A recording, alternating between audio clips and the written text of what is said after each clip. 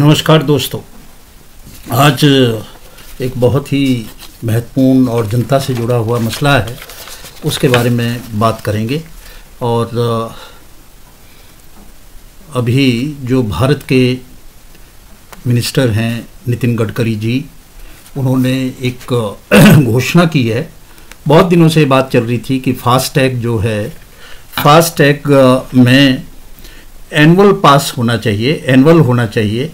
ये काफ़ी कॉस्टली है और फिर कई चीज़ें इसमें थी, प्रॉब्लम्स थी। तो उनको सॉल्व करने के लिए अभी इन्होंने अनाउंस किया है कि 15 अगस्त से ये एनुअल फास्टैग होगा।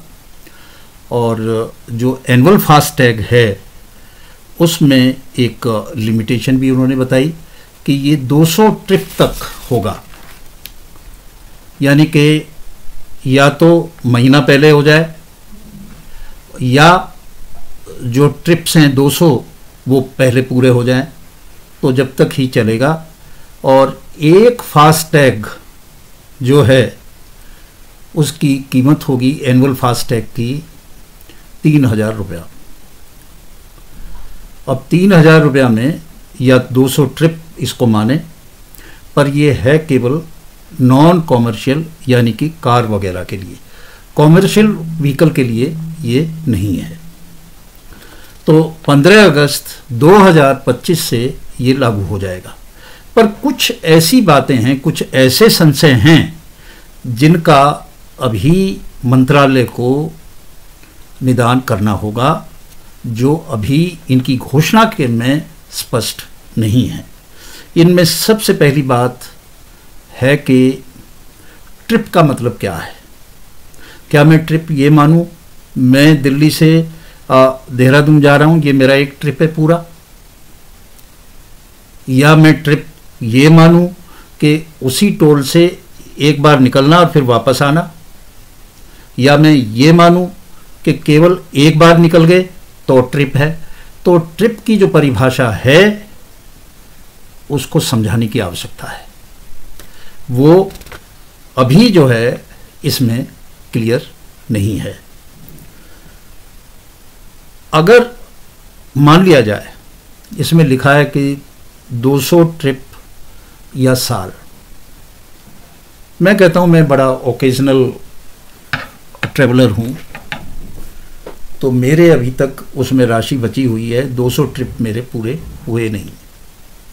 वैसे भी 3000 को 200 से गुना करो तो 15 रुपया पर ट्रिप लगा लो, उसका आता है। अब जो मेरे पैसे बच गए, मान लिया जाए कि साल में मैं 2 ही बार गया और मेरे 6 या 7 ट्रिप हुए, तो ये जो है,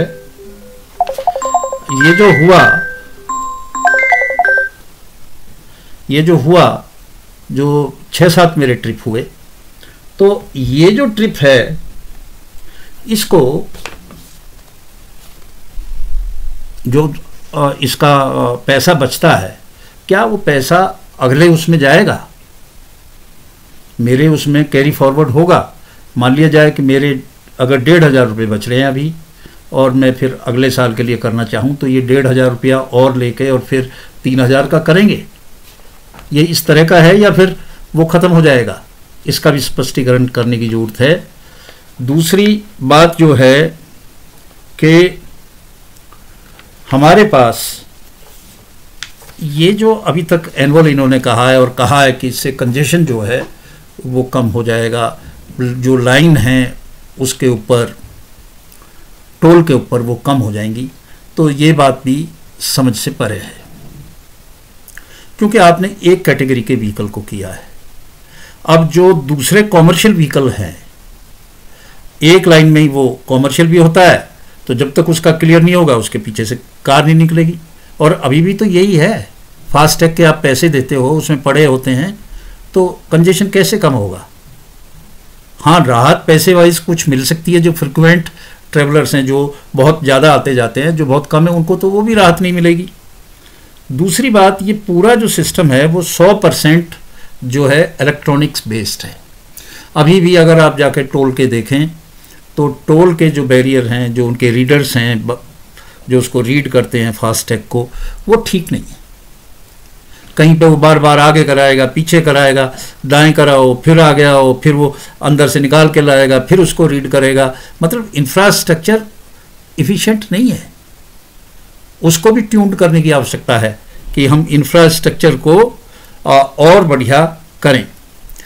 एक जो और बात जो इसमें खास है वो बात ये है कि सारा इलेक्ट्रॉनिक सिस्टम है, और जो इस तरह के धोखेबाज हैं, स्कैमर हैं, वो लोग कुछ ना कुछ निकाल के ऐसे पास बना देंगे एनुअल कि सरकार को पैसा नहीं जाएगा और वहाँ से वो क्लियर हो जाएगा। तो इस तरह के जो फ्रॉड हैं उनके लिए भी देखने की आवश्यकता होगी।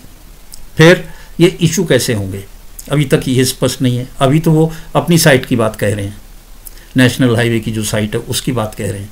अभी जो फास्टैग चलता है उसमें वो बैंक के उसमें होता है, हम उसको चार्ज कर देते हैं। तो ये इसका क्या सिस्टम होगा, इसको भी सिंप्लीफाई करें। जनता तक 15 अगस्त है तक को लागू करेंगे, तो अभी से जनता को एजुकेट करें, इसके बारे में बताएं, तो फिर ही इसके जो है ये सब नतीजे आएंगे। एक देखने में अच्छा सिस्टम है एनुअल, पर इसकी जो संशय हैं इनको दूर करने की आवश्यकता है। आज इन्हीं शब्दों के साथ मैं आपसे विदा लेता हूँ। नमस्कार।